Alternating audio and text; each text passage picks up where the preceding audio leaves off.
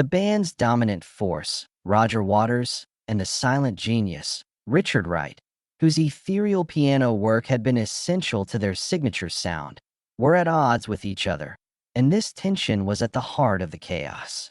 Roger Waters discusses those turbulent years with Ian Wright today, bringing light on the disagreements that would shape Pink Floyd's legacy.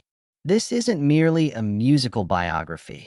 It's the inspiring tale of the aspirations, artistic struggles, conflicts, and triumphs that drove one of the most groundbreaking bands of all time. Working together was where Pink Floyd first began. Richard Wright was a creative equal in the early days of the band, contributing to the experimental and atmospheric style that would later become their signature with his piano skills and songs.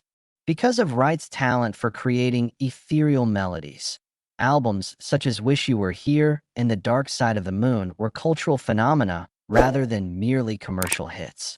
His work on songs like Us and Them and The Great Gig in the Sky gave the band's music a haunting beauty and emotional depth. However, group dynamics started to change as Pink Floyd's renown increased. Roger Waters assumed the role of principal songwriter and artistic director for the band in the mid-1970s. For Pink Floyd, Waters had an unwavering vision, a vision that frequently sacrificed teamwork. He drove the band to new heights with his passion and ambition, but he started to ignore and even alienate Wright and the rest of the band. Waters' aggressiveness clashed with Wright's quiet, introverted character, as their divergent perspectives on art quickly escalated into strained relationships.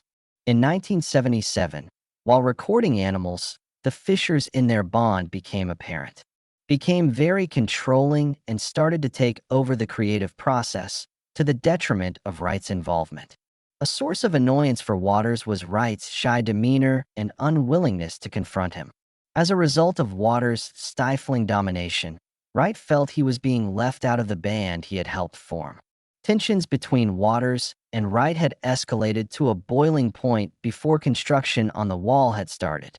Thematically, Waters wanted the album to delve deeply into her own experiences with mental pain, isolation, and alienation. Because of Waters' high standards, the project required painstaking attention to detail. Because Wright was already dealing with his own problems and lacking self-assurance, the demands were too much. There was a poisonous vibe in the studio. Waters said that Wright had not made any substantial contributions to the undertaking, saying that what he did was not enough. Wright, who was feeling more and more cut off, reacted angrily. Their fights escalated to the point where the other members of the band had to step in and arbitrate. However, things took a turn for the worst when Waters made an ultimatum. Either Wright quit the band or the wall wouldn't be finished. In the end, Wright decided he had no choice but to resign as a permanent member of Pink Floyd. He kept on performing live shows and on the wall afterward. However, he was demoted to the position of session musician, which was a shameful fall from grace for someone who had played a pivotal role in the band's sound. For Wright, this was a devastating personal setback in addition to a professional one. He was left to deal with emotions of rejection and inadequacy after being kicked out of a group he had helped form. At the same time, Waters became increasingly controlling of Pink Floyd, turning them into a vehicle for his personal vision. The turning point in Wright's career came with his departure, and it was a negative one. A self-reflective set of compositions showcasing his melodic and atmospheric flair, his 1978 solo album Wet Dream was released. Despite the album's beautiful and emotional music, it did not connect with listeners. The sales were dismal, and the critics were indifferent, so the artist, who was already having trouble believing in himself, hid even further inside. Even though Pink Floyd continued without him, it was clear that he wasn't contributing as much. Roger Waters virtually went solo on their 1983 album, The Final Cut.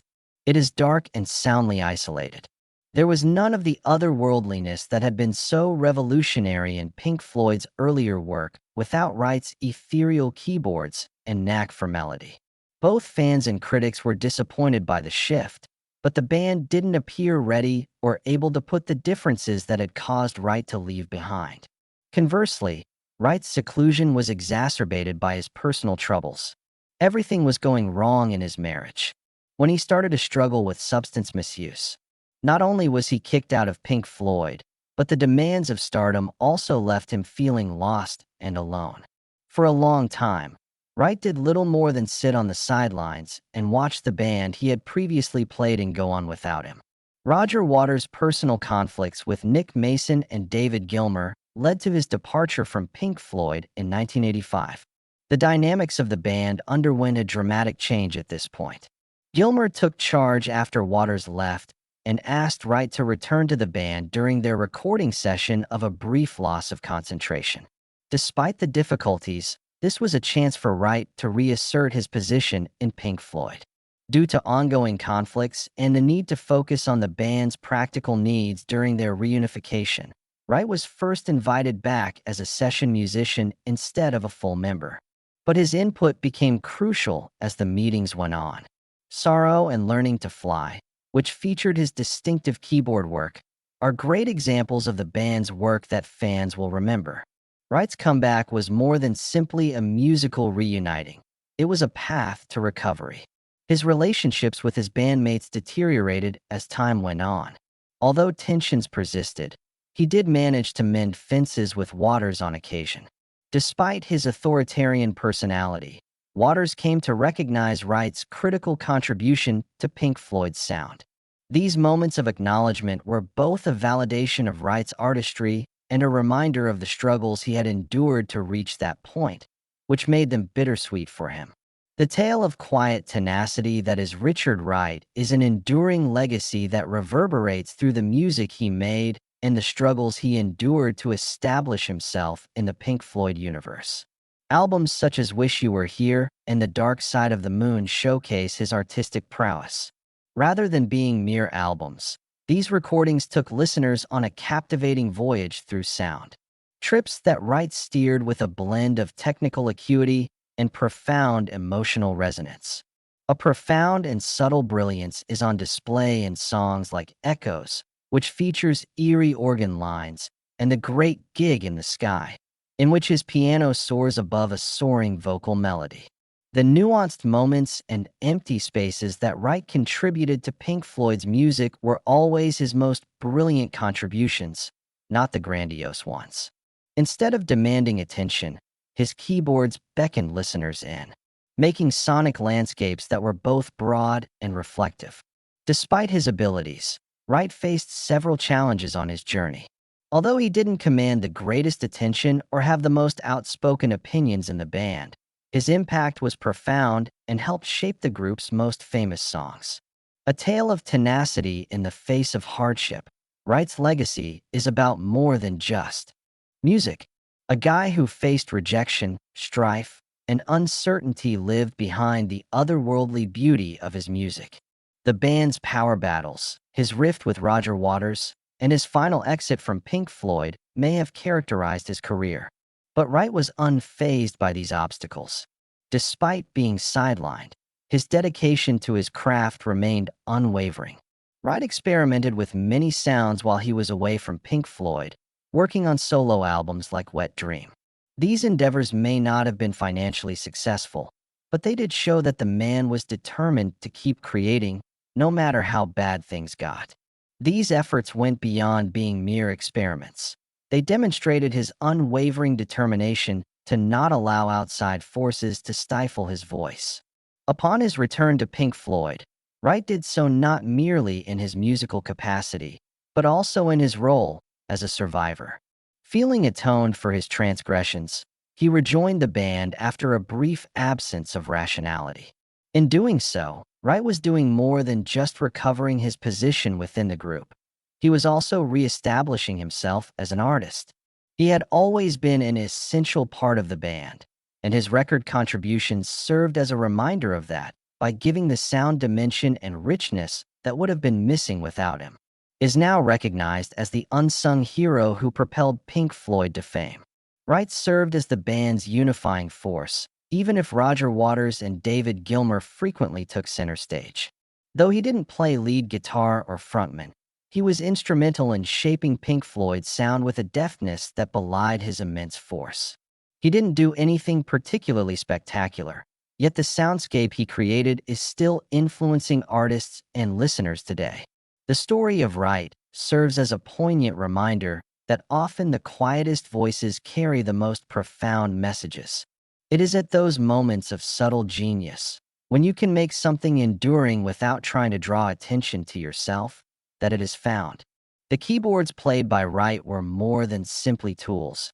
They were emotional portals through which the audience might experience the music on a deeper level. His mastery was in his self-control, his realization that understated moments can contain more impact than those that aim to steal the show. Wright maintained a consistently high level of artistic quality even as he skillfully maneuvered through the internal strife of Pink Floyd. Despite the many times his impact went unrecognized, he always found a way to make something beautiful out of nothing. That is the core of his legacy, not only his music, but also the tenacity he displayed. Not only was Richard Wright's journey shaped by his time with Pink Floyd, but it was also a story of perseverance, salvation, and the unassuming fortitude of a creative person who would not let adversity to define them. His impact goes far beyond the realm of music, yet his contributions were fundamental to Pink Floyd's most famous albums. The protagonist, a man who endured criticism and came out on top, has left an indelible mark on the world through his art. The compassion in Wright's music is a major factor in its enduring popularity, alongside its genius. His life and work demonstrate that sometimes the most subtle movements can have far-reaching consequences.